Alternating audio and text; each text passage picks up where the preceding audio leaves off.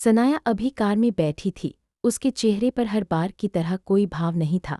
वह खिड़की से दिल्ली की सड़कों को एकटक देख रही थी। फिर उसकी नज़र अपने हाथ में रखी ताज पर जाती है।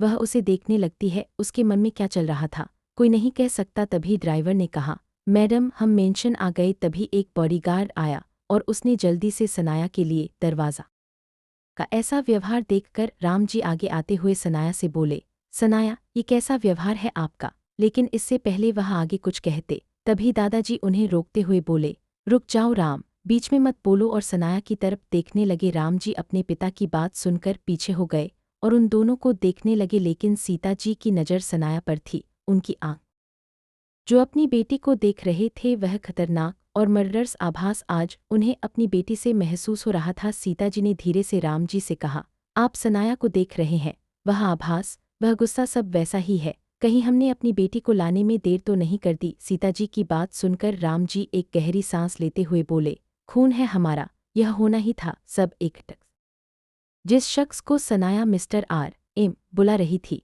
आज के समय में भी उनका इतना रुतबा था कि किसी भी अमीर फैमिली को रातों रात गायब कर सकता था। उनके नाम से आज भी अच्छे अच्छे डरते थे। सनाया ऐसे शख्स के सामने इस लहजे में बात कर रही थी। वहीं खड़ी नताशा का तो पसीना छूटने लगा, क्योंकि इतने साल हो गए थे लेकिन आज तक उसकी हिम्मत नहीं हुई अपने दादाजी से।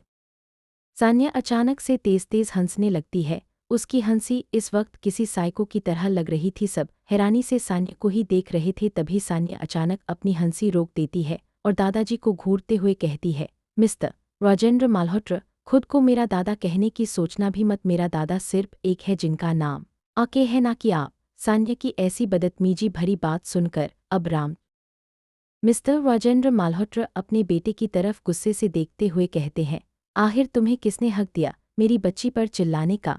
और मैंने तुमसे कहा ना कि हमारे बीच में मत बोलो। समझ नहीं आता तो एक बार फिर कह देता हूँ, मेरे और मेरी पोती के बीच में पड़ने की कोशिश भी की ना तो घर से निकाल दूंगा। राम जी के साथ साथ वहाँ खड़ा हर एक शख्स शौक था कि सान्या की इतना सब सुन गए। राम जी बिना कुछ कहे पीछे हो गए। लेकिन वहाँ खड़े किसी को भी समझ नहीं आ रहा था कि दादाजी सान्या को इतना फेवर क्यों कर रहे हैं। सब कंफ्यूजन में अब उन दोनों को देखने लगे।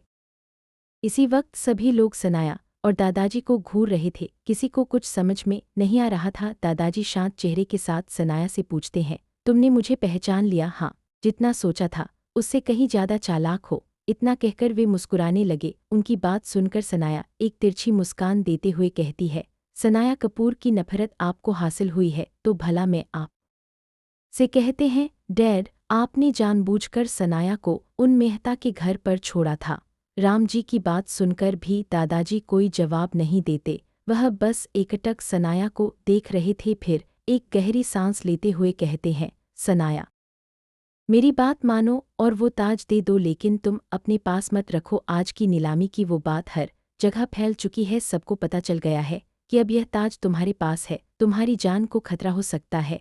वे इसके लिए किसी भी हद तक जा सकते हैं। अपनी नहीं तो परिवार के बारे में तो सोचो। सनाया उनकी आंखों में देखते हुए कहती है, मैं सनाया मल्होत्रा नहीं, सनाया कपूर हूँ। सनाया की ऐसी बात सुनकर वहाँ पर हर एक शख्स के दिल में एक दर्द सा उठता है। दादाजी गहरी सांस लेकर कहते हैं, ठीक है, मैं कल ही एक प्रेस कॉन्फ्रेंस रखवाता हूँ और तुम्हारी पहचान जाहिर करता हूँ। सनाया उनकी बात सुनकर हंसते हुए कहती है, मुझे आपकी इस सरनेम की जरूरत नहीं। दुनिया मुझे जिस नाम और पहचान से जानती है वही काफ़ी है। और रही बात इस ताज की तो इतना कहने के बाद वह वहाँ से जाने लगती है तो दादाजी कहते हैं, सनाया तुम मौत को खुद बुला रही हो। तुम जानती हो तुम्हारे बहुत सारे दुश्मन हैं जो तुम्हारी जान के प्यासे हैं और तुम सीधा आग से खेलना चाह रही हो। और अगर तुम्हारे सारे दुश्मन एक साथ हो गए तो क्या करोगी। सनाया बिना पीछे मुड़े जवाब में कहती है, आपको पता है मिस्टर मल्होत्रा मेरे इतने दुश्मन हैं। इतना कहकर वह सीधा अपने कमरे की तरफ बढ़ गई। सब जाते हुए सनाया को ही देख रहे थे, लेकिन सबकी आंखों में अलग अलग तरह के भाव थे। कुछ कॉमन था तो डर किसी को खोने का, लेकिन किसको। कुछ देर बाद सनाया नीचे आती है। एक बार फिर सबकी नज़र सनाया पर थी। सनाया उन सबको देख उनकी तरफ बढ़ जाती है। इस वक्त उसने अपने कपड़े बदल लिए थे। Black jeans, black high neck top, black overcoat के साथ ब्लैक बूट्स, आंखों पर काला चश्मा। उसका ऑरा कूल के साथ बेहद खतरनाक भी लग रहा था। सब उसे ही देख रहे थे। सनाया सीधा चलकर अपनी दादी के पास आती है और अपना सिर झुकाकर उनके पैर छूती है तो देवकी मल्होत्रा सनाया के सिर पर हाथ रखते हुए कहती है, हमेशा खुश रहो मेरी बच्ची। सनाया कुछ जवाब नहीं देती और उन्हें देखकर मुस्कुरा देती है। सनाया देवकी जी को देखकर कहती है, दादी आपके लिए मैं इस वक्त कोई गिफ्ट नहीं ला सकी, पर मैं वापस आते वक्त जरूर लेकर आऊंगी। इतना कहकर जैसे ही वह मुड़ी थी जाने के लिए, उसके ओवरकोट की जेब में मिस्टर मल्होत्रा को ताज दिख जाता है। सनाया अपनी डैड की तरफ देखते हुए कहती है, डैड कुछ वक्त लगेगा वापस आने में, तब तक परिवार का ध्यान रखना। इतना कहकर राम जी के हाथों से अपने हाथ हटाकर वह जाने लगती है। दादाजी अपनी हारी हुई आवाज में कहते हैं, सनाया रुक जाओ, मत जाओ, ये ताज लेकर कहा। दादाजी का पर्सनल हेड बॉडीगार्ड भागता हुआ आता है और दादाजी के सामने अपना सिर झुकाता हुआ कहता है, बॉस वो मिस ने हमारे आदमी को गायब कर दिया जो उन पर जासूसी कर रहा था। दादाजी जैसे ही यह सुनते हैं, वे गुस्से से उस बॉडीगार्ड की तरफ देखते हुए कहते हैं, आखिर उसे पता कैसे चला? अभी उसके साथ बॉडीगार्ड्स गए हैं न, उन्हें कहना उसे एक खरोंच भी आई तो। दादाजी ने गुस्से से कहा तो हेड बॉडीगार्ड डरते हुए कहता है, बॉस वो मैम पूर्णविराम। दादाजी गुस्से से उसे घूरते हुए कहते हैं, क्या मैम? आगे बोलो। बॉडीगार्ड डरते हुए कहता है, बॉस मैम अपनी कार लेकर गई हैं और साथ में कोई बॉडीगार्ड नहीं है। उन्होंने कहा अगर कोई भी उनका पीछा करता आया तो वह उसे सीधा। इतना कहकर वह चुप हो गया। दादाजी गुस्से से अपनी छड़ी पटकते हुए कहते हैं, ये लड़की कभी मेरी बात क्यों नहीं सुनती? फिर गुस्से से बॉडीगार्ड की तरफ देखते हुए कहते हैं, अगर सनाया नहीं मिली तो तुम भी वापस मत आना। बॉडीगार्ड यह सुनते ही वहां से जल्दी से चला जाता है। दादाजी गुस्से से वापस सोफे पर बैठते हुए कहते हैं, आखिर यह लड़की सुधरेगी कब? उनके चेहरे पर इस वक्त बेंधा है। वह धीमी आवाज में कहते हैं, डैड मुझे आपसे बात करनी है, और स्टडी रूम की तरफ बढ़ जाते हैं। उनके जाने के बाद नताशा को छोड़कर बाकी सब लोग भी स्टडी रूम में चले जाते हैं। सनाया मल्होत्रा मिशन से निकलने के बाद सड़क पर अकेले चल रही थी, तभी वहां 7 गाड़ियां एक साथ लाइन में आकर लग जाती हैं और सनाया के सामने वाली कार से युवराज बाहर निकलता है और सनाया के लिए बैक डोर खोलता है। सनाया बिना कुछ बोले चुपचाप कार में बैठ जाती है। कार तेज रफ्तार के साथ वहां से निकल जाती है। सनाया कार में बैठी अंधेरे में डूबी दिल्ली की सड़क। सनाया ने अपनी पॉकेट से एक छोटी सी बोतल निकाली जो उसने ऑक्शन में खरीदी थी। उसने उसे युवराज को देते हुए कहा, युवराज ये तुम्हें मैक्स को दे देना है, और हाँ काम कब तक खत्म होगा? युवराज ने सनाया की तरफ देखते हुए कहा, बॉस काम लगभग हो ही चुका है, 100 लोग तैयार हो चुके हैं। सनाया ने हमें सिर हिला दिया और फिर कुछ सोचते हुए कहा, मैक्स को बुला। युवराज हैरानी से सनाया को देखते हुए कहता है, सनाया क्या तुम पागल हो गई हो? तुम ऐसे अपनी जान को खतरे में खुद के हाथों ही डालना चाहती हो? तुम्हें अच्छे से पता है कि जब सबको पता लगेगा कि वो रानी का हार तुम्हारे पास है तो सब तुम्हारा पीछा करेंगे। आखिर तुम ऐसा कैसे कर सकती हो? सनाया अपनी नीली आंखों से युवराज को घूरने लगी। युवराज ने अपना ऊपरी। सनाया एक गहरी सांस लेते हुए युवराज से कहती है, कल दोपहर में मैं न्यूयॉर्क के लिए निकलूंगी, तुम्हें यहाँ सब संभालना है। डेविड को मल्होत्रा फैमिली की प्रोटेक्शन के लिए रखवा दो, और हाँ रूही, अदिति और कृति को बोलो उनका दिया काम जल्दी पूरा करे। करण कहाँ है? युवराज ने जैसे ही ये बात सुनी वह थोड़ा घबरा गया, लेकिन तुरंत ही अपना एक्सप्रेशन बदल लिया। सनाया ने युवराज ने एक गहरी सांस ली और बोला, वो जर्मनी में है, करण पर अटैक हुआ, उसने उनकी पूरी गैंग को खत्म तो कर दिया। पर सनाया ने उसे घूरते हुए कहा, पर क्या? युवराज ने कहा, उसे बहुत सारी गोलियां लगी हैं, पिछले 2 दिन से बेहोश है वह। सनाया ने उसे गुस्से से घूरते हुए कहा, क्या तुम पागल हो गए हो? उसकी ऐसी हालत है और तुम अब बता रहे हो? युवराज ने अपना। सनाया ने अपने हाथों की उंगलियों से अपना सिर सहलाया, फिर किसी को कॉल किया। कॉल उठाते ही सनाया ने कहा, कृति अभी ही जर्मनी के लिए निकलो। कृति जो कि अभी बार में बैठी हुई थी वह शॉक्ड हो गई। क्या क्या बॉस, अभी जर्मनी क्यों? सनाया ने गुस्से से कहा, कृति करण की तबीयत खराब है, वह अभी बेहोश है, उसके पास जाओ, और हाँ जैसे ही उसे होश आए तुरंत इंडिया लेकर आना, उसे अभी उस पर अटैक हो सकता है। कृति ने घबराते हुए कहा, पर यह बात किसी को पता क्यों नहीं है? सनाया ने उसे घूरते हुए कहा, कार से उतरो, और फिर ड्राइविंग सीट पर बैठे बॉडीगार्ड से कहा, तुम भी? सनाया की गुस्से भरी आवाज सुनकर बॉडीगार्ड डर गया और तुरंत कार रोक दी। कार के रुकते ही सारी कारें भी रुक गईं, फिर बॉडीगार्ड और युवराज भी उतर गए। सनाया ड्राइविंग सीट पर आकर बैठ गई और युवराज को बिना देखे बोली, मेरी पीछा मत करना और कार को तुरंत वहां। सान्या अपनी कार तेजी से ड्राइव कर रही थी कि तभी उसका फोन रिंग करता है। फोन रिंग करने की आवाज़ सुनकर सान्या एक नज़र फोन की तरफ डालती है, जहां एक प्राइवेट नंबर फ्लैश हो रहा होता है। सान्या कुछ सोचकर कॉल उठा लेती है। उसका फोन कान के पास लगाते ही दूसरी तरफ से एक मेस्मराइजिंग आवाज़ आती है, स्वीटहार्ट, कहाँ हो तुम? मुझे तुम्हें देखने का मन कर रहा है। सान्या जब किसी के मुंह से खुद के लिए स्वीटहार्ट सुनती है तो वह हैरान हो जाती है, लेकिन जब उसे समझ आता है कि सामने वाला शख्स कौन है तो वह जवाब में कहती है, आ रही हूँ तुम्हारे पास। दूसरी तरफ सिद्धार्थ जब यह सुनता है कि सान्या उसके पास आ रही है तो वह मुस्कुरा देता है। जैसे ही वह सान्या से कुछ कहने वाला होता है तभी दूसरी तरफ से गोलियों की आवाज़ आने लगती है और अचानक कॉल कट जाता है। सिद्धार्थ, जो कि अपनी विला पर था, तुरंत परेशान हो जाता है। वह जल्दी से अपनी विला से बाहर निकलता है और अपने असिस्टेंट को कॉल करता हुआ कहता है, सान्या की करंट लोकेशन पता करो और बॉडीगार्ड लेकर वहां जाओ। अगर मेरी सान्या को एक खरोंच भी आई तो तुम लोगों का डेथ सर्टिफिकेट तुम्हारे घर पर होगा। इतना कहकर वह फोन काट देता है और जल्दी से अपनी विला से निकल जा। फिर एक खाली सुनसान रास्ते पर गाड़ी रोककर वह बाहर निकल आती है और कार के बैंक से अपनी पीठ टिकाकर पूरे एटीट्यूड के साथ खड़ी हो जाती है। सान्या ने इस वक्त पूरा ब्लैक आउटफिट पहना था। उसके खुले बाल हवा में लहरा रहे थे। उन लोगों ने जैसे ही सान्या को अपनी कार रोक कर खड़ा देखा तो वे भी उससे कुछ दूर रुक गए। सारे लोग बाहर आए। उन सभी ने काले कप देखकर हंसते हुए कहा, बॉस ने तो कहा था ये बहुत खतरनाक और नरक की देवी है, पर ये तो गुलाब की कली है। सान्या ने जैसे ही यह कमेंट सुना वह हंसने लग गई। गुलाब की कली पता है? तुम्हारे बॉस मुझे अच्छे से जानते हैं।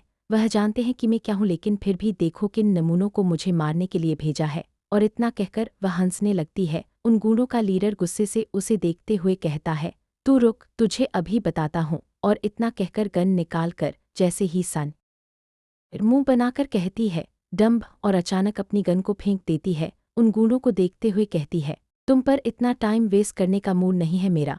Good bye. और अपने पॉकेट से एक चीज निकालकर सीधे उनकी कार के पास फेंक देती है। इससे पहले वे लोग कुछ समझ पाते वहां एक तेज धमाका होता है। सान्या यह देखकर हंसने लगती है। सामने वो गाड़ियां जल रही थीं। सान्या वहीं सान्या की बातों को नज़रअंदाज कर जब वह उससे अलग होता है तो सान्या उसकी आंखें देखकर शॉक्ड हो जाती है। सिद्धार्थ की आंखें पूरी लाल थीं। सान्या इतना तो समझ जाती है कि आंखें आंसुओं से नहीं बल्कि गुस्से से लाल हैं। सिद्धार्थ गुस्से से सान्या के दोनों कंधों को पकड़कर उस पर चिल्लाते हुए कहता है, जब तुम्हें पता है कि ताज के लिए लोग तुम्हारा पीछा करेंगे तो यह हीरोइन। सिद्धार्थ के गुस्से से सान्या, जो किसी से नहीं डरती, को भी थोड़ा डर लगने लगता है। लेकिन आखिर वह सान्या का पो है, ऐसे कैसे किसी के सामने हार जाएगी। वह अपनी आंखें छोटी करते हुए उसे घूरते हुए कहती है, तुम्हें यहाँ किसने बुलाया और मुझे तुमसे क्या मतलब? सिद्धार्थ गुस्से से उसकी कार के पास टिकता है और उसके बहुत करीब जाकर अपने गुस्से को दबाते हुए खतरनाक आवाज में कहता है, MS सान्या माल्होत्रा, मेरी एक बार ध्यान से सुनो। अगर दोबारा तुमसे ऐसा कहा तो तुम्हारे लिए बिल्कुल अच्छा नहीं होगा। और दूसरी बात, यह ताज आज मेरे कारण तुम्हारे पास है और मैंने सुना है कि सान्या माल्होत्रा किसी का एहसान अपने पास नहीं रखती। सान्या उसे घूरते हुए कहती है, हाँ। सिद्धार्थ सान्या की बात सुनकर एक तिरछी स्माइल देता है और उसका हाथ पकड़कर कहता है, तो चलो। सान्या हैरानी से उसे देखते हुए कहती है, पर कहाँ? सिद्धार्थ उसे ले जाते हुए कहता है, अभी तो हाँ बोला, लेकिन तभी वह अचानक रुक जाता है और सामने जलती हुई गाड़ियों को देखने लगता है। फिर सान्या की तरफ घूरते हुए कहता है, यहाँ आग कैसे लगी? सान्या अपने ब्लैंक एक्सप्रेशन के साथ कहती है, बच्चा सेफ्टी रखना भूल गया था। सिद्धार्थ उसे घूरते हुए कहता है, वो कार कैसे जली? यह कोई सामान्य आग नहीं लग रही यहाँ पर, किसी ने जरूर। फिर सान्या की तरफ घूरने लगता है। सान्या अपना कंधा उचकाती है जैसे उसे तो कुछ पता ही नहीं है। सिद्धार्थ एक गहरी सांस लेता है। अब उसे बहुत तेज गुस्सा आ रहा था। सान्या भी यह महसूस कर रही थी। फिर सान्या कुछ सोचकर सिद्धार्थ के बॉडीगार्ड को इशारा करके बुलाती है। सिद्धार्थ का बॉडीगार्ड जल्दी से वहां आता है। सान्या उसे देखते हुए कहती है, कचरा साफ कर दो। फिर सिद्धार्थ को घूरते हुए कहती है, चलो, और उसका हाथ पकड़कर ले जाने लगती है। सान्या और सिद्धार्थ अब सिद्धार्थ की कार में बैठे हुए थे। कुछ देर बाद सिद्धार्थ की कार उसके विला के पास आकर रुकती है। जल्दी से ड्राइवर आकर दरवाज़ा खोलता है तो सिद्धार्थ बाहर आता है और फिर सान्या के लिए दरवाज़ा खोलता है। सान्या सिद्धार्थ के विला को देख रही थी, जो बेहद खूबसूरत और आलीशान था। एंट्री करते ही एक खूबसूरत सा गार्डन था, जहाँ बहुत सारे अलग अलग रंगों के गुलाब लगे थे। सान्या यह सब देख ही रही थी कि तभी सिद्धार्थ उसका हाथ पकड़कर उसे अंदर ले जाने लगता है। सान्या उससे अपना हाथ छुड़ाने की कोशिश करती है तो वह उसे घूरने लगता है। सान्या फिर कुछ नहीं कहती। जैसे ही वे लोग मिशन के अंदर आते हैं तो सारे नौकर उन्हें देखने लगते हैं, क्योंकि आज पहली बार उनका बॉस किसी लड़की को वहां लेकर आया था, वह भी इतनी खूबसूरत। सिद्धार्थ बिना कुछ कहे सान्या को अपने रूम की तरफ ले जाने लगता है। नौकर ये देखकर अपनी आंखें फाड़े उन्हें देखने लगते हैं, यहाँ तक कि सिद्धार्थ का असिस्टेंट जो वहां सिद्धार्थ का पीछा कर आया था वह भी। इधर सिद्धार्थ सान्या को अपने रूम में ला जाता है और उसे सोफे पर बैठाकर उसे घूरने लगता है। सान्या उसे घूरते हुए कहती है, ऐसा क्या घूर रहे हो, मुझे मारने का इरादा है। सिद्धार्थ एक झटके में सान्या के ऊपर झुक जाता है और सान्या के चेहरे पर अपनी गहरी गहरी सांसें छोड़ने लगता है। सान्या को अजीब सा महसूस हो रहा था, क्योंकि सिद्धार्थ उसके बहुत करीब था। सान्या उसे घूरते हुए कहती है, जो चाहिए तुम्हें, जल्दी बताओ, मुझे जाना भी है।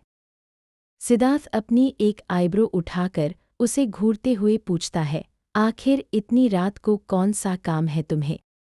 सान्या उसे देखते हुए जैसे ही कुछ कहने को होती है कि उसका फ़ोन बजने लगता है। वह सिद्धार्थ को अपने साइड में धक्का देती है और फ़ोन उठा लेती है। सामने से युवराज की आवाज़ आती है, सान्या कहाँ हो तुम, और वो रोड पर एक्सीडेंट क्या हुआ, तुम ठीक तो हो ना, कहीं तुम्हें चोट तो नहीं लगी ना।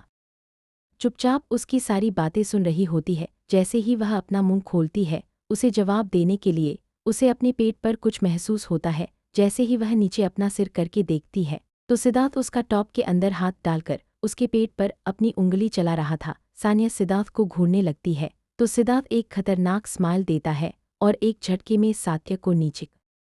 सान्या को फिर अपने फ़ोन से आवाज़ आती है तो उसका ध्यान युवराज की तरफ जाता है। वह उसे जवाब देते हुए कहती है, UV don't worry, I am fine, और हाँ, ये न्यूज़ बाहर नहीं जानी चाहिए। और इतना कहकर फ़ोन कट कर देती है और सिद्धार्थ के हाथों को अपनी कमर से हटाते हुए कहती है, ये सब करना बंद करो और मुझे तुमसे जो चाहिए वह बताओ, मुझे जाना है और मेरे कुछ सवालों के जवाब। सिद्धार्थ उसे देखता है और तुरंत उसके ऊपर से उठ जाता है और फिर उसे देखते हुए कहता है, मुझे भूख लगी है। सान्या कहती है, तो मैं क्या करूं, जाकर खाओ। सिद्धार्थ उसका हाथ पकड़कर उसे उठाते हुए कहता है, मेरा खाना बनाओ। सान्या उसे घूरते हुए कहती है, तुम्हारा दिमाग खराब है। संजय कपूर ने आज तक अपने लिए खाना नहीं बनाया और तुम चाहते हो कि मैं तुम्हारे लिए खाना बनाऊं। सिद्धार्थ उसे घूरते हुए कहता है, कर्नल अब्यूज के लिए फिर क्यों बनाया था। सान्या उसे हैरानी से देखते हुए कहती है, तुमने क्या मेरी पूरी जन्म कुंडली निकाल ली है। और हाँ, उस वक्त मैं उससे प्यार करती थी, इसलिए बनाया था। 1 मिनट। फिर उसे घूरते हुए कहती है, तुम्हें जलन हो रही है। सिद्धार्थ कोई जवाब नहीं देता और उसका हाथ पकड़कर कहता है, मुझे क्यों होगी जलन, तुम मेरे लिए खाना बनाओ वरना मैं तुम्हें कुछ नहीं बताऊंगा। और उसे अपने साथ नीचे ले जाने लगता है।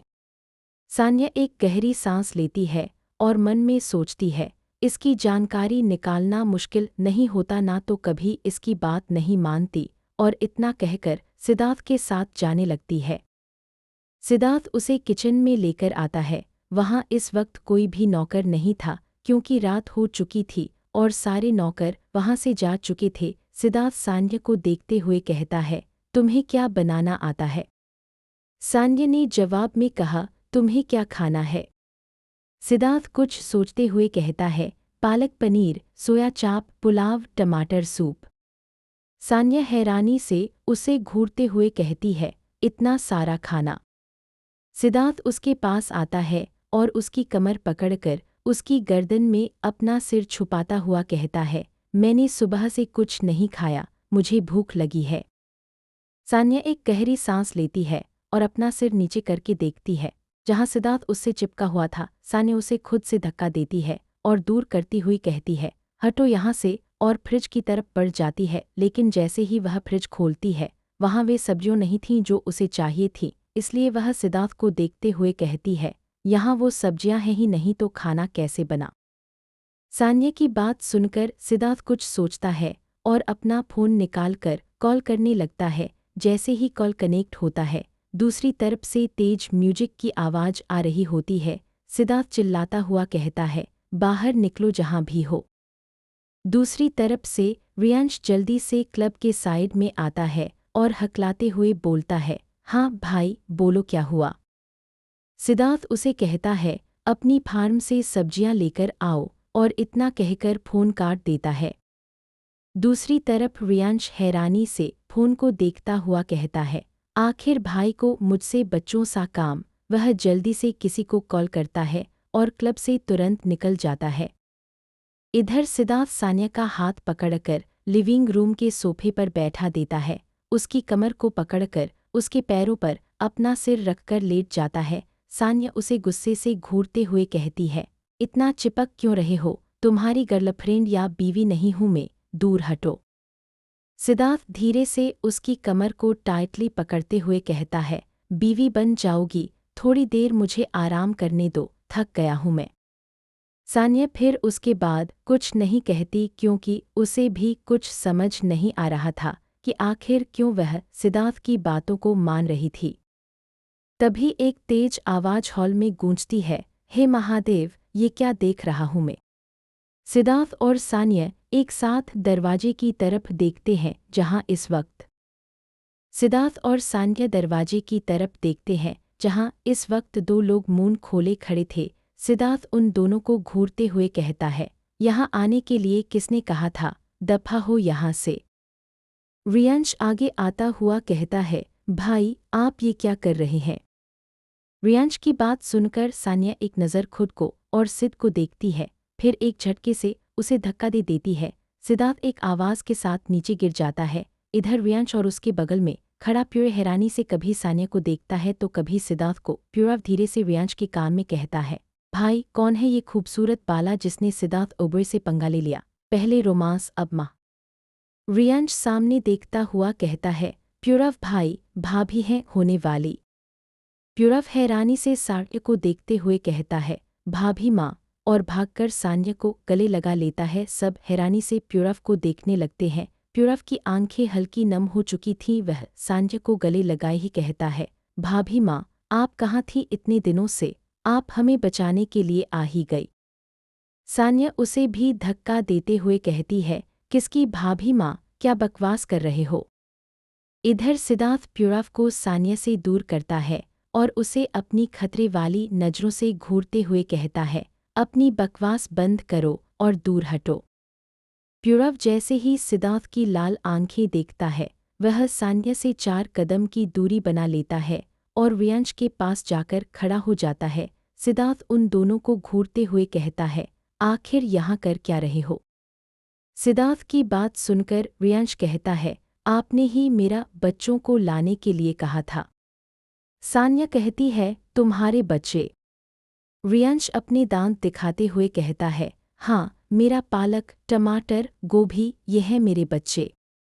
सान्या उसकी बात सुनकर अपना सिर हिला देती है। प्यूरव सिद्धार्थ को देखते हुए कहता है, सिद्धार्थ, तूने बताया नहीं, तूने हमारे लिए भाभी ढूंढ ली है। कम से कम अपने बेस्ट फ्रेंड को तो तुझे बताना चाहिए ना, तू ऐसा कैसे कर सकता है, सिद्धार्थ। उसने इतना ही कहा था कि अचानक उसके बगल से एक फ्लावर वास होके नीचे जमीन पर गिर जाता है। प्यूरव अपना दिल पकड़े हुए सामने देखता है जहां सान्या उसे घूरते हुए कहती है, अगर एक बार और तुमने भाभी बोला तो सीधे यमराज का दर्शन करा दूंगी, समझे।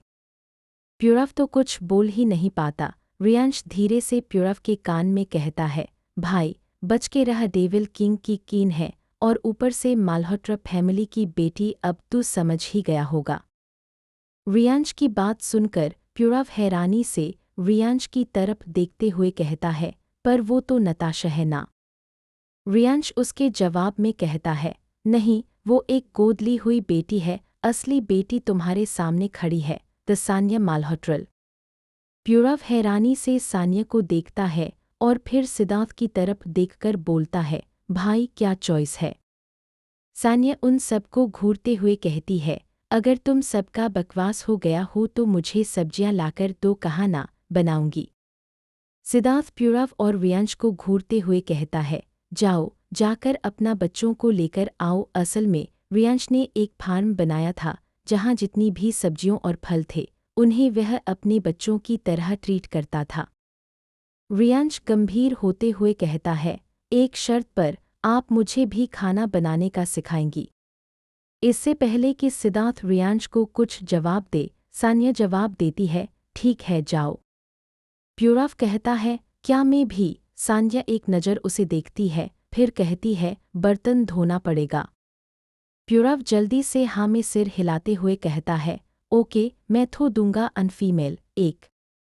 सान्या फिर हाँ में सिर हिला देती है। पारव और रियांश जल्दी से रियांश के फार्म की तरफ चल जाते हैं। सिद्धार्थ सान्या को घूरते हुए कहता है, आखिर तुमने उन्हें इनवाइट कैसे किया, तुमने मुझसे पूछा। सान्या उसे देखती है और एटीट्यूड से जवाब देती है, वे दोनों क्यूट हैं और मुझे क्यूट लोग बहुत पसंद हैं। सान्या की बात सुनकर सिद्धार्थ का चेहरा गुस्से से लाल हो जाता है। वह उसे घूरते हुए कहता है, तुम्हें मैं क्यूट नहीं लगता। सान्या उसे ऊपर से नीचे तक देखती हुई कहती है, नहीं। सिद्धार्थ सान्या की तरफ गुस्से से बढ़ने लगता है। तभी वहाँ रियांश और प्यूरव आ जाते हैं। सब्जियां लेकर सान्या वे सब्जियों लेती है और सीधे किचन में चली जाती है, पूरी तरह से सिद्धार्थ को इग्नोर करते हुए। वहीं प्यूरव और रियांश भी सिद्धार्थ को इग्नोर करते हुए सोफे पर बैठकर टीवी ऑन कर लेते हैं और न्यूज़ देखने लगते हैं। सिद्धार्थ वहीं खड़ा गुस्से से अपनी मुट्ठियां बांध लेता है और गुस्से में मन ही मन कहता है, स्वीटहार्ट, तुम्हें इसकी कीमत चुकानी पड़ेगी, और एक खतरनाक मुस्कान देता है और किचन की तरफ बढ़ जाता है। इधर किचन में सान्या सब्जियां धो रही थी, तभी उसे किसी की घूरती हुई नजरें महसूस होती हैं, लेकिन वह उसे पूरी तरह से इग्नोर कर देती है। सान्या को खुद को इग्नोर करते हुए देख सिद्धार्थ को गुस्सा आता है, लेकिन वह कुछ नहीं कहता और वहीं दरवाजे से लगा उसे देखता रहता है। सान्या कुछ देर तो उसकी नज़रों को बर्दाश्त करती है, पर जब उससे नहीं हो पाता तो वह एक गहरी सांस लेकर सिद्धार्थ के सामने अपने हाथ बांधते हुए खड़ी हो जाती है और उसे घूरते हुए कहती है, तुम तब से मुझे क्यों घूर रहे हो, आखिर चाहिए क्या तुम्हें। सिद्धार्थ कुछ सोचता हुआ कहता है, मुझे तुम्हारी मदद करनी है। सान्या उसे अपना एक आईब्रो उठाकर घूरती है, फिर बिना कुछ कहे सब्जियां काटने लगती है। सिद्धार्थ थोड़ी देर उसे देखता है, फिर उसके पास आकर उसके हाथों से चाकू ले लेता है और सब्जियां खुद काटने लगता है। सान्या थोड़ी देर उसे घूरती है, फिर बिना कुछ कहे बाकी काम करने लगती है। कुछ देर बाद सान्या और सिद्धार्थ साथ में टेबल पर खाना लगा रहे थे। वहीं हॉल में बैठे प्यूरव सिद्धार्थ की तरफ देखता हुआ रियांश से कहता है, भाई यह अपने डेविल को क्या हो गया, यह तो स्वीट कैंडी लग रहा है भाभी के साथ। रियांश प्यूरव को घूरता हुआ कहता है, भाई धीरे बोल, भाभी ने सुन लिया ना कि हमने उन्हें भाभी बोला है, भाभी हमें उठाकर सीधा यमराज को ट्रांसफर कर देंगी। सान्या अचानक से रियांश और प्यूरव की तरफ देखने लगी। उन्होंने जैसे ही देखा कि सान्या उन्हें घूर रही है, वे हड़बड़ा गए। सान्या उन्हें देखते हुए कहती है, खाने के लिए आओ। यह सुनकर वे दोनों एक गहरी सांस लेते हैं और जल्दी से टेबल की तरफ बढ़ जाते हैं। जैसे ही उनकी नज़र टेबल पर पड़ी, वे हैरानी से सान्या को देखने लगे। टेबल पर तरह तरह के लजीज पकवान थे, पालक पनीर, नान, पुलाव, कोफ्ता, मटर पनीर, दाल मखनी, टमाटर सूप। ये सब देखकर रियांश और प्यूरव का मुंह पानी से भर गया। रियांश सान्या की तरफ देखकर कहता है, भाभी आप तो क्या लाजवाब खाना बनाती हो, मुझे इसका बिल्कुल अंदाजा नहीं था। उसके मुंह से फिर भाभी सुनकर सान्या अपने हाथ में रखी चम्मच उठाकर उसकी तरफ पॉइंट कर। उसके बाद वे सभी टेबल पर बैठ जाते हैं। सान्या सबको सर्व करती है। जैसे ही वे लोग पहला बाइट लेते हैं, रियांश और प्यूरव एक साथ चिल्लाते हुए कहते हैं, वाह वाह वाह, आपके हाथों में तो साक्षात अन्नपूर्णा माँ है, मन तो कर रहा है आपके हाथ चूम लो। उनकी ये बात सुनकर चुपचाप खा रहे सिद्धार्थ अचानक से सामने बैठे रियांश और प्यूरव को घूरने लगते हैं अपनी ओर सिद्धार्थ की। तभी अचानक सिद्धार्थ के फ़ोन में बहुत सारे नोटिफिकेशंस आने लगते हैं। सिद्धार्थ अपना फ़ोन निकालकर व्हाट्सएप ऑन करता है तो उसके फैमिली ग्रुप में बहुत सारे मैसेज होते हैं। यह सब सिर्फ इसलिए क्योंकि रियांश ने फैमिली ग्रुप में एक तस्वीर भेजी थी, वह तस्वीर और कोई नहीं सान्या द्वारा बनाए खाने की थी और उसके साथ रियांश ने यह भी कैप्शन डाला था, मेड बाय बाभय पूर्णविराम। इसलिए पूरा ग्रुप में तहलका मचा हुआ था। तभी सिद्ध फ़ोन को बंद कर देता है और एक नज़र सान्या को देखता है, फिर खाने लगता है। खाना खत्म होने के बाद सान्या उन दोनों को घूरते हुए कहती है, जाकर साफ करो बर्तनों को, सर्वेट नहीं करेगा यह। सान्या का आदेश सुनकर वे दोनों चुपचाप अपना सिर हिलाते हैं और सारे बर्तन लेकर किचन में धोने चले जाते हैं। सान्या सिद्धार्थ की तरफ देखती है और कहती है, मैंने तुम्हारा यह काम कर दिया, अब मैं जा रही हूँ। इतना कहकर वह वहाँ से जाने लगती है तो सिद्धार्थ उसका हाथ पकड़कर उसे अपने कमरे की तरफ ले जाने लगता है। सान्या कभी उसे घूरती है, कभी अपने हाथों को जो कि सिद्धार्थ के हाथ में थे। सान्या उससे देखते हुए कहती है, क्या कर रहे हो? सिद्धार्थ उसे ले जाता हुआ कहता है। उसके बाद सान्या कोई सवाल नहीं करती, पता नहीं क्यों पर इस आदमी के सामने वह ज़्यादा गुस्सा नहीं हो पाती थी। सिद्धार्थ की डोमिनेटिंग पर्सनैलिटी उसे प्रभावित करती थी। जैसे ही वे दोनों सिद्धार्थ के कमरे में आते हैं, सिद्धार्थ उसे सोफे पर बिठाकर सीधे अपने वार्डरोब की तरफ चला जाता है और थोड़ी देर में वापस आता है। इस वक्त सान्या किसी का मैसेज का जवाब दे रही थी। उसका एक्सप्रेशन, सान्या इतनी सीरियसली अपने फ़ोन में उस मैसेज का जवाब दे रही थी कि उसने पहले तो उसकी बात पर ध्यान ही नहीं दिया। ये देखकर सिद्धार्थ को गुस्सा आने लगा, फिर एक बार और सान्या की तरफ देखते हुए कहता है, साइन करो। सान्या अपनी फ़ोन से नज़र हटाकर दस्तावेज की तरफ देखती है और उसे पढ़ने के लिए उठाती है। तभी उसे किसी का कॉल आ जाता है। वह जल्दी से बिना पढ़े कुछ देर बाद सान्या कॉल अटेंड करके कमरे में आती है और सिद्धार्थ की तरफ देखती है जो लैपटॉप पर कुछ कर रहा था। उसे देखते हुए कहती है, मुझे अर्जेंट काम है। और इतना कहकर बिना सिद्धार्थ की एक बात सुने निकल जाती है। सिद्धार्थ उसे एक नज़र जाते हुए देखता है और फिर काम करने लगता है। इधर जैसे ही सान्या नीचे आती है और दरवाजे की तरफ जा रही थी कि तभी पीछे से रियांश कहता है, सान्या आप कहाँ जा रही हो? सान्या कुछ रुक कर उन दोनों को देखती है और फिर रियांश को देखते हुए कहती है, मुझे अपनी कार की चाबी दो। रियांश जल्दी से कहता है, क्या हुआ भाभी, आपकी भाई से लड़ाई हुई है? अगर हुई है तो बताओ, मैं लड़ाई करूंगा उनसे। सान्या उसे गुस्से से घूरते हुए कहती है, अगर चाबी देनी है तो दो, वरना दफा हो। और इतना कहकर जाने लगती है। रियांश जल्दी से भागकर सान्या के सामने आ जाता है और अपनी पॉकेट से चाबी निकालकर दे देता है। सान्या चाबी लेकर तुरंत निकल जाती है। ओबरविला से बाहर आकर सामने खड़ी लिमिटेड स्पोर्ट्स कार को अनलॉक करती है, उसमें बैठ जाती है और तूफान की रफ्तार से वहाँ सिद्धार्थ सान्या को कार लेकर जाते हुए देख रहा था। फिर अपनी जेब से एक सिगरेट निकालकर बाहर का नज़ारा देखने लगा। इस वक्त सिद्धार्थ के चेहरे पर कोई भी भाव नहीं था। उसका चेहरा भावशून्य था। उसके चेहरे पर अब वही पुरानी क्रूरता वापस आ चुकी थी। सिद्धार्थ कश लेते हुए मन में कहता है, स्वीट हार्ट, तुम इस दलदल में आ चुकी हो और अब तुम वापस नहीं जा सकती हो तुम्हें। उसके बाद वह उन कागजों को उठाता है जिन पर सान्या ने जल्दी जल्दी में साइन कर दिए थे। अपनी सिगरेट को फर्श पर फेंककर अपने पैरों से मसल देता है और सान्या के साइन किए हुए कागज का ऊपर वाला हिस्सा एक झटके से खींच लेता है। ऐसा करते ही जहां सान्या ने साइन किया था उसके ऊपर का कागज बदल जाता है और वहां कोई और कागज आ जाता है, वही साइन के साथ।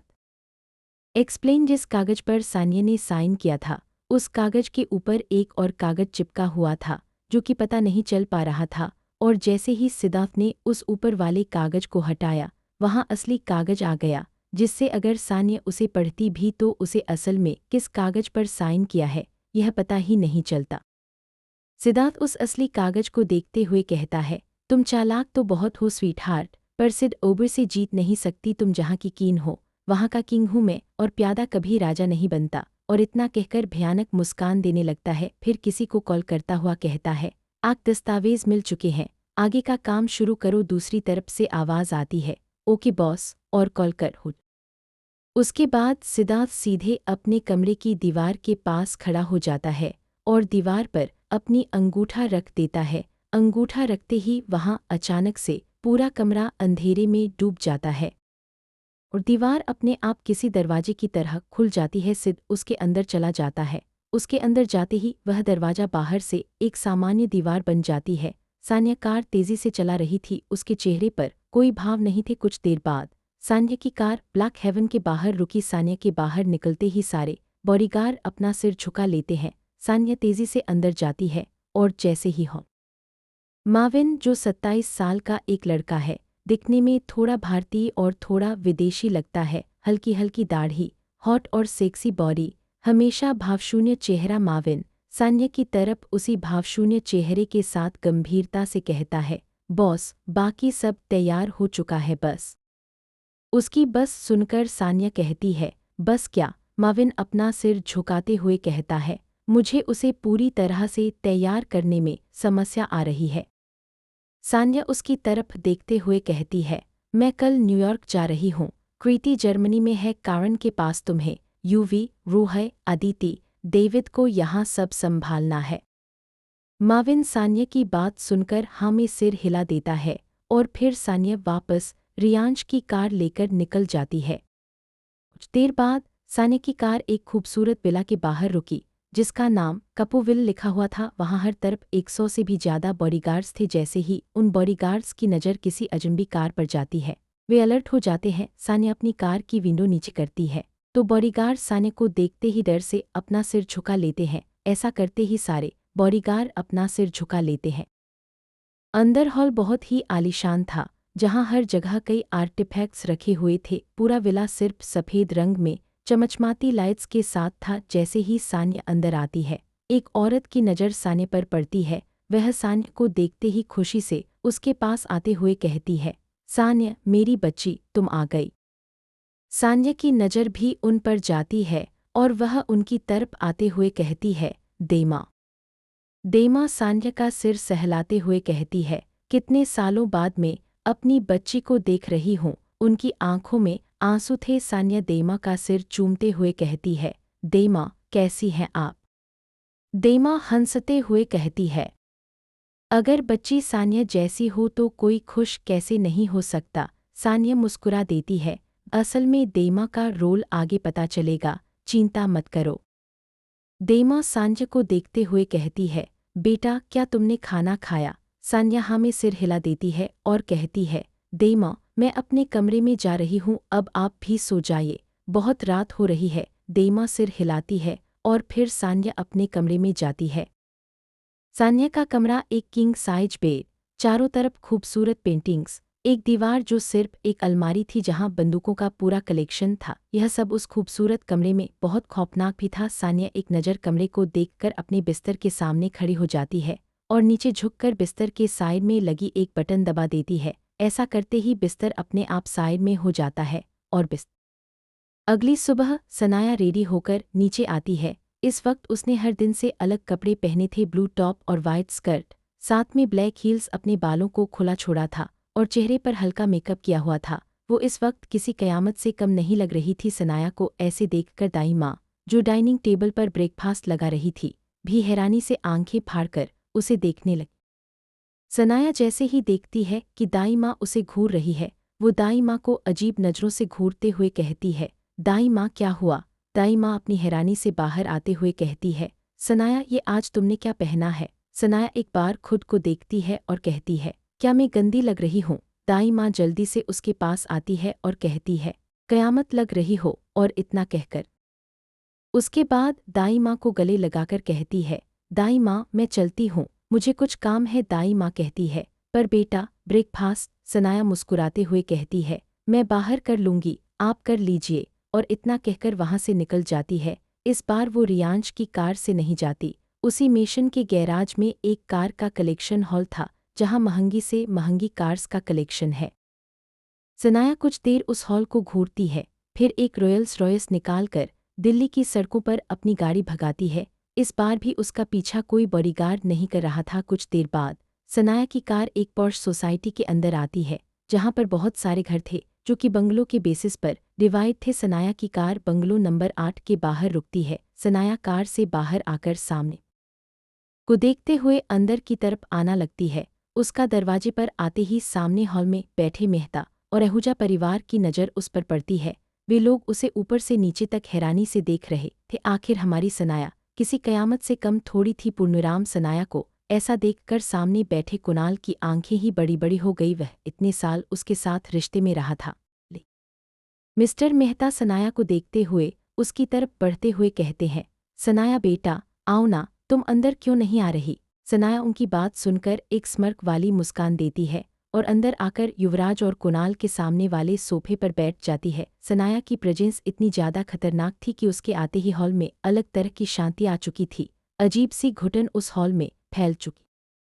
सनाया की बात सुनकर मिसेज मेहता, जो कि सनाया के बगल में बैठी थी, सनाया का सिर सहलाते हुए कहती है, बेटा, इतने साल हो गए, तुम घर क्यों नहीं आई और अब तुम कहाँ रह रही हो? मैंने सुना तुम्हारा असली परिवार ने तुम्हें ढूंढ लिया है। क्या वो तुम्हें खुश तो रखते हैं ना? तुम्हारा ख्याल तो रखते हैं ना? सनाया एक मुस्कान के साथ एक आईब्रो उठाकर मिसेज मेहता ही मिसेज आहूजा कहती हैं, कैसी हो सनाया बेटा? सनाया उनकी तरफ देखकर मुस्कुराते हुए कहती है, आपको कैसी लग रही हूँ? एक सासू माँ। उसकी ऐसी बात सुनकर मिसेज आहूजा गुस्से में आ जाती हैं, यहाँ तक कि वहाँ बैठे सारे लोग भी, क्योंकि सनाया और कुणाल की एंगेजमेंट हो चुकी थी। कुणाल एक गहरी सांस लेते हुए कहता है, सनाया, मैं और युविका शादी कर रहे हैं। और तभी सनाया मुस्कुराकर कहती है, वाह, तो मैं मासी बनने वाली हूँ। क्यों युविका, मुबारक हो तुम दोनों को। दो चीटर्स एक फ्रेम में। फाइनली सनाया की ऐसी बातें सुनकर कुणाल अपनी मुट्ठियां कस लेता है और गुस्से में अपनी तीखी आवाज में कहता है,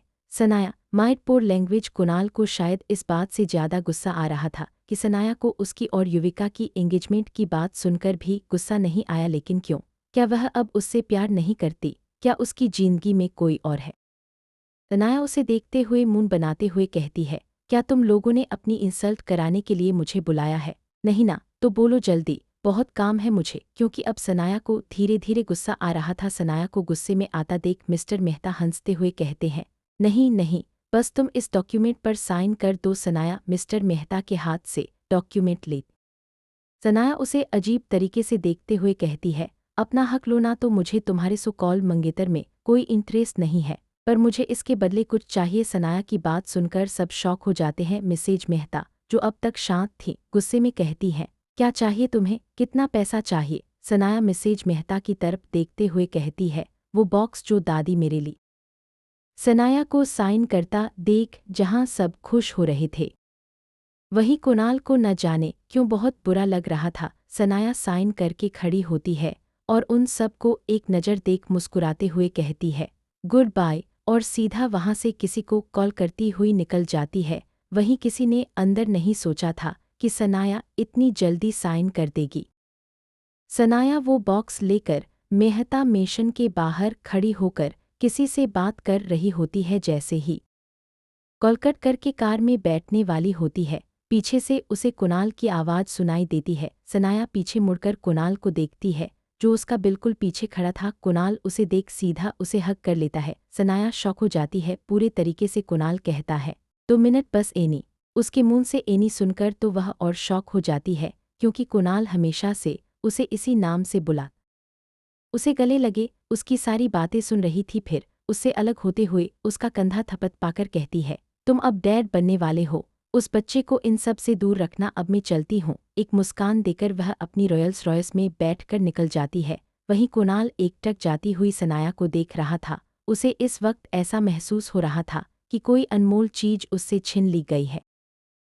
कृति और करण इस वक्त फ्लाइट में बिजनेस क्लास में बैठे हुए थे। करण की तबीयत अभी कुछ खास ठीक नहीं थी, पर सनाया के कहने पर कृति उसे वापस दिल्ली ला रही थी। सनाया ने उन दोनों को प्राइवेट जेट से आने के लिए मना कर दिया था, जिसकी वजह से वे लोग अब बिजनेस क्लास में बैठे हुए थे। इस वक्त वहाँ करण, कृति और उनके साथ 4 और आदमी बैठे हुए थे, जिनमें करण को देखते हुए उसका हाथ पकड़कर कहती है, ओए हैंडसम, क्या हुआ तुझे? क्योंकि करण की हालत उसे कुछ ठीक नहीं लग रही थी। करण थोड़ा हंसते हुए कहता है, कुछ नहीं मेरी जान, बस सर थोड़ा भारी भारी सा है और कुछ नहीं। कृति समझ रही थी कि उसकी हालत खराब हो रही है। उसे अब समझ नहीं आ रहा था कि वह क्या करे। उसने अपना हाथ करण के सर पर रखा।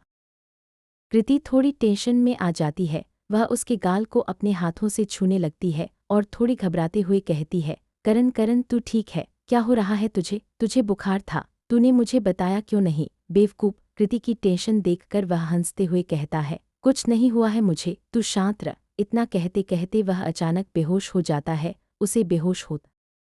उसे चिल्लाते हुए देख एयर होस्टेस जल्दी से आकर उससे पूछती है, व्हाट हैपन मैम? उसे देखते हुए घबराते हुए कहती है, डॉक्टर, डॉक्टर को बुलाओ। कृति की बात सुनकर एयर होस्टेस थोड़ी डरते हुए कहती है, सॉरी मैम, इस फ्लाइट में कोई डॉक्टर उपलब्ध नहीं है। एयर होस्टेस की ऐसी बात सुनकर कृति के अंदर जैसे सनाया आ जाती है। अपनी पॉकेट से गन निकालकर उसके सर पर रखते हुए कहती है, अर्जेंट लैंडिंग करो वरना सबको यमराज के पास पहुंचा दूंगी। अपने सर पर गन देखकर एयर होस्टेस डर के मारे पसीना पसीना हो जाती है। वहीं उस कैबिन में बैठे 3 लोग भी डर जाते हैं, पर एक शख्स चुपचाप बैठा कृति को घूरे जा रहा था। वह काफी देर से उसे ही घूर रहा था। उसका करण का ख्याल रखना। उसके सामने बैठा उसका असिस्टेंट डरते हुए अपने बॉस को देखकर मन ही मन कहता है, तब से बॉस इस लड़की को घूर रहे हैं, मुझे तो लगा क्यूट स्वीट सी होगी, पर ये तो बॉस से भी खतरनाक लगती है। बिजनेस क्लास में गन, वो भी इतनी खौफनाक। कृति के हाथ में जो गन थी उसे देखकर नहीं बताया जा सकता था कि आखिर कौन सी मॉडल है ये, पर देखकर कोई भी बता सकता था। वहीं उस शख्स का असिस्टेंट डर से पसीना पसीना हो रहा था। उसकी नज़र तो कृति के हाथों पर थी, जिनमें एक हाथ में गन और दूसरा उस शख्स के कॉलर पर था। वह शख्स एक नज़र कृति को देखता है और एक नज़र उसके हाथ को, जो उसकी सफ़ेद शर्ट के कॉलर पर था। कृति की आंखों में आंख डालकर वह कहता है, मेरा कॉलर छोड़ो वरना तुम्हें इसका भुगतान करना पड़ेगा। Angry young woman. कृति उसकी बात सुनकर और गुस्सा हो जाती है। उसका चेहरा पास लाकर उसकी आंखों में देखते हुए कहती है, क्या उखाड़ लोगे मेरा? जानते भी हो कौन हूं मैं? हाँ, अपनी औकात में रहो समझे वरना। इतना कहकर अपनी गन की तरफ इशारा करती है। वह शख्स अपनी मुस्कान को छिपाते हुए बस एकटक कृति को ही देख रहा था। वहीं उसका असिस्टेंट तो शायद सदमे से ही पागल हो जाता है।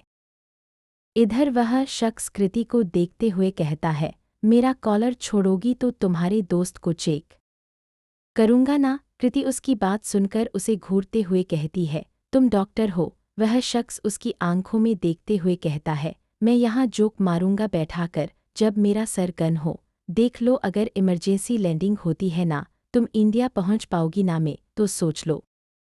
कृति कुछ देर सोचती है, फिर उसका कॉलर छोड़ देती है और उसे करण को चेक करने का इशारा करती है। वह शख्स कृति को एक नज़र देखता है और करण को चेक करने लग जाता है। फिर अपने बॉक्स से एक इंजेक्शन निकालकर उसे लगा देता है और कृति की तरफ देखते हुए कहता है, वह अब ठीक है। कृति उसे देखती है और फिर करण को, जिसका चेहरा अब धीरे धीरे सामान्य हो रहा था। फिर वह शख्स कृति को देखते हुए कहता है, तुम मेरा नंबर मेरे असिस्टेंट को दे दो, मैं तुम्हें इसका इलाज का पेमेंट बता दूंगा। कृति कुछ नहीं कहती और अपना नंबर उस शख्स के असिस्टेंट को दे देती है। बदले में वह शख्स का असिस्टेंट एक कार कृति को दे देता है। कृति जैसे ही नाम पढ़ती है, वह शॉक्ड होकर उस शख्स को देखती हुई कहती है, ध्रुव मल्होत्रा, वर्ल्ड फेमस डॉक्टर।